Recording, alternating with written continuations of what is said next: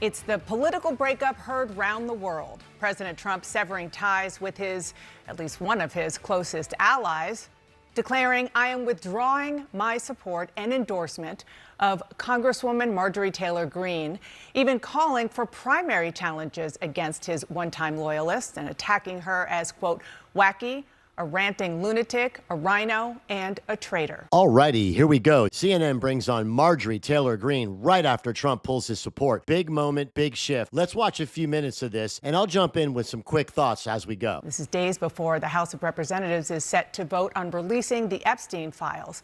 It's a stunning breach between two MAGA leaders, one of whom is here with me now exclusively for her first interview since the president cut ties. Republican Congresswoman Marjorie Taylor Greene of Georgia, thank you so much for being here. As you just heard, and I know you saw, the president says he's withdrawing support for you, encouraging primary challengers. You were one of his biggest supporters. What do you think happened here?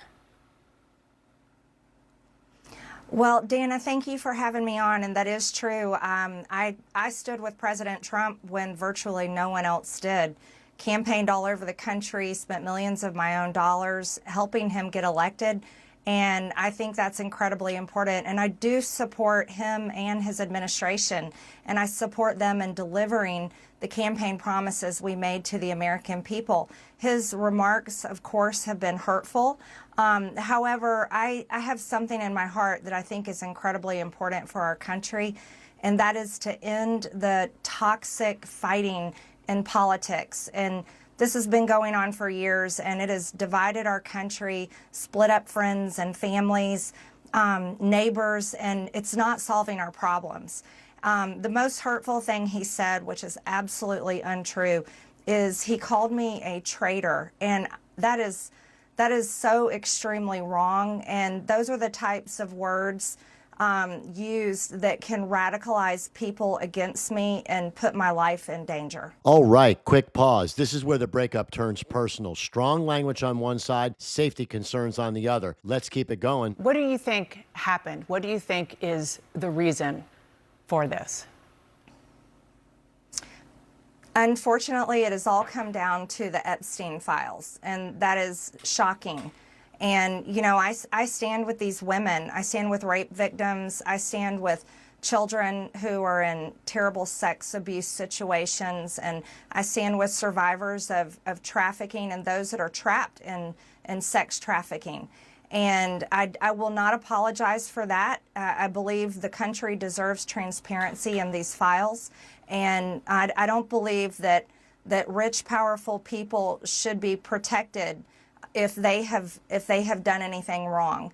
And so I'm standing with the women, and I will continue to do my small part to get the files released. You said on X yesterday, quote, "It's astonishing really how hard he's fighting to stop the Epstein files from coming out, and that it really makes you wonder what is in those files."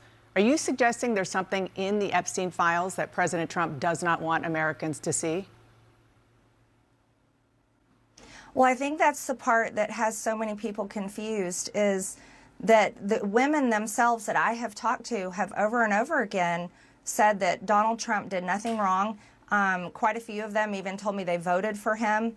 And those are the women I would like to see in the Oval Office with support. I would like to see all of the women there with support. I have no idea what's in the files. I can't even guess, but that is the questions everyone is asking, is why fight this so hard? Interesting moment here. She's questioning the pushback while saying the women she spoke to defend Trump. Adds a new layer to the split. Back to the clip. Well, before this blow-up, you sort of alluded to this just now. You said you were confident the president wouldn't be implicated. Are you still confident of that? I'm listening to the women. Those are the ones that are saying that he did nothing wrong. Virginia Giuffre even said under oath that Donald Trump did nothing wrong, and she wrote it in her book. So I'm continuing to listen to the women, and I think their voices should be the loudest. The president said the reason that you have been critical of him is not necessarily Epstein, but because he pushed you not to run for the Senate or for governor in Georgia. How and when did he do that? Well, that is absolutely not true. Actually, I never had a conversation at all with the president about running for Senate or running for Georgia. And those were decisions I came to on my own, that I don't want to have anything to do with the Senate. I think the past 2 months of the government shutdown should have shown America exactly why I would never want to be there. I think it's a very broken institution that serves the uniparty and doesn't serve the American people and how they vote. And I decided that I didn't want to run for governor this cycle either. I very much want to do the job that I'm in. Everyone else says I'm running for something, but all I want to do is serve Georgia's 14th district, and I'm very grateful for that opportunity. So he said it pretty explicitly. Are you saying he's lying, or did he at least get that message to somebody on your political team instead? I'm not sure. But I don't. That is untrue what he said. I don't know if he's being fed wrong information. I honestly have no idea in that area, but it is absolutely factually not true. Nor have I called him, and White House logs would prove that. His own cell phone records would prove it. I have not been calling the president, but I did post messages that I had sent to him, and that was to protect, get involved. This is important. The American people want the Epstein files released.